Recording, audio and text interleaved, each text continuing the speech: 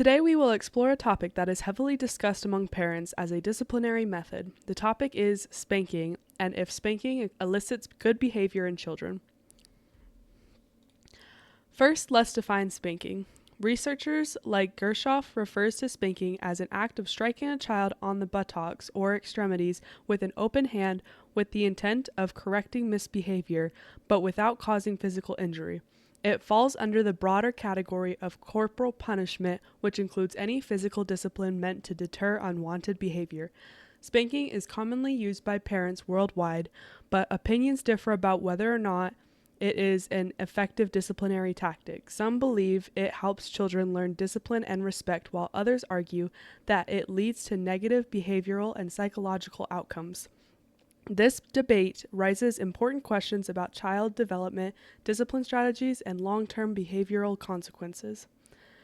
This presentation will examine research that was done on spanking and about its potential benefits and drawbacks if spanking leads to better behavior or if it has negative effects, and what experts recommend for effective child discipline.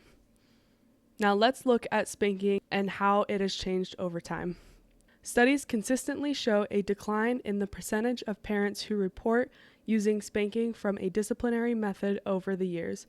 From an article, Current Rates, from a national survey from the Journal of Child and Family Studies, they collected a wide range of surveys taken asking this question throughout the years of if parents discipline their child through spanking.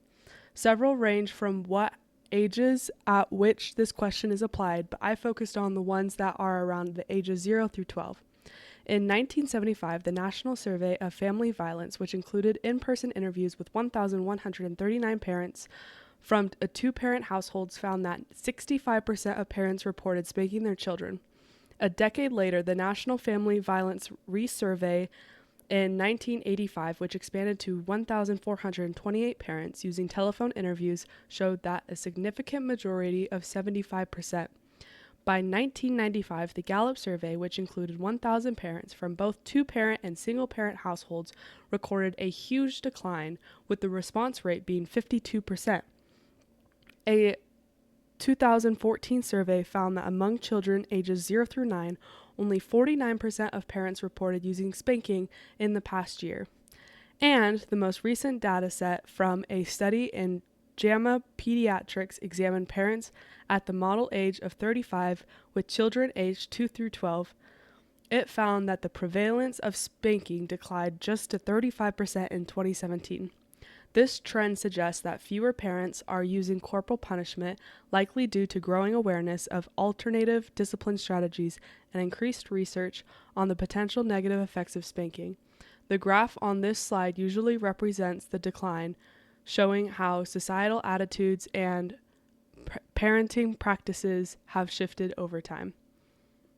Moving on to pros and cons of spanking, studies have shown that when kids are given a couple of swats after leaving timeout early, they learn to cooperate with both timeouts and their parents' commands faster compared to kids who were just left to decide when timeout ended. This shows that using spanking as a backup can help kids follow rules more quickly. Additionally, another study found that conditional spanking was more effective at reducing bad behavior than 10 out of 13 other disciplinary methods. This suggests that when done correctly, spanking can actually be a better option than many alternatives. Diana Baumrind responds to one of Gershoff's studies by explaining a way how it can be done correctly is to spank within a warm and supportive environment. By also giving explanations, teaching moments, and doing it out of love can greatly reduce the risk of negative psychological effects. She also suggested that authoritative parents, those who are both warm and firm, may use mild spanking as a disciplinary tool without the same negative effects seen in more authoritarian or harsh parenting styles. Specifically, she argued that the effects of spanking depend on the overall parent-child relationship and the disciplinary context. As for the cons, Harvard did a study on the effect of spanking on the brain. A quote from this article is, "We know that spanking is not effective and can be harmful for children's development and increases the chance of mental health issues. With these new findings, we also know it has potential impact on brain development, changing biology, and leading to lasting consequences. Additionally, research has consequently shown that spanking doesn't just affect a child's emotional or mental well-being, it can also have significant behavioral consequences. A comprehensive meta-analysis that looked at data over 5 decades found a strong correlation between spanking and negative behaviors. The more a child is spanked, the more likely they are to defy their parents and show increased levels of antisocial behavior, aggression, and even cognitive difficulties. This highlights a clear pattern where spanking might not just be ineffective but could actually be reinforcing the various behaviors that parents are trying to correct. As said in the prose, spanking can result in immediate compliance. However, it can also result with many negative outcomes like increased aggression, mental health issues, and cognitive difficulties. This also can hurt the relationship a child would have with their parents. This can also cause them to defy their parents more, as shown in the meta-analysis. I personally was disciplined with spanking as I was growing up in my early years. My dad was always the one who threatened his punishment and carried it out. Most of the parenting was done around that time consisted of obeying out of fear of being punished or receiving consequences. I remember vividly of one time when I was young, we were driving home for about an hour. My brother and I were being too loud in the car while he was driving, and after a few warnings, he said that I will receive a spanking when I got home.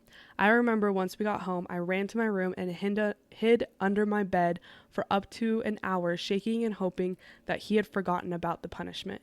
He never came to my room that night, but I stayed there for the rest of the day, worried that if he saw me, he would remember what he had said in the car. This memory I still hold strongly and remember to this day, and this is what I believe those studies mean by having negative psychological effects on a child and how it can have negative long-term effects. Today, I wouldn't say I have the best relationship with my dad because he raised me in a fairly authoritarian way. I believe that sometimes parents just want to take the easiest route that produces the quickest results. That's why so many parents raise their kids with iPads these days, because it is easy and it will keep them quiet. But it isn't always the best solution. The same can be said with spanking. Implementing non-physical discipline methods such as timeouts, loss of privileges, and modeling appropriate behavior can lead to better outcomes. For example, from kids' health, timeouts are helpful for kids and their parents. Taking time away from the child who is misbehaving can let parents take a few deep breaths and feel calmer when disciplining their child. Another reason against spanking is that it increases the likelihood of physical injury, especially in young children. There is a direct quote from the article that supports this. Corporal punishment of children younger than 18 months of age increases the likelihood of physical injury. This highlights how spanking, even when intended as a form of discipline, can unintentionally lead to harm. Since young children have fragile bodies and limited understanding of punishment, spanking at a young age possesses a serious physical risk, making it unsafe and inappropriate disciplinary method. For example, my husband, when he was young, was one day spanked hard by his dad with a belt. The action was very severe punishment of which his father still regretted taking it that far to this day. And for our last point, cognitive retraining programs have proven effective in reducing parental use of physical punishment. Studies involving high-risk mothers demonstrated that cognitive retraining was highly effective at reducing parental spanking, slapping, and other forms of physical child maltreatment. By adopting these alternative strategies, parents can foster a more positive and supportive environment that promotes healthy child development without the adverse effects associated with spanking. In conclusion, while spanking may lead to immediate compliance, its long-term effects outweigh this seemingly quick solution. Personal experiences and the research both highlight how fear-based discipline can leave lasting psychological scars. By adopting these alternative strategies, parents can foster a more positive and supportive environment that promotes healthy child development without the adverse effects associated with spanking. Discipline should be out of guidance, not fear. By adopting non-physical methods, parents can foster a healthier, more supportive environment that promotes both respect and emotional well-being in children.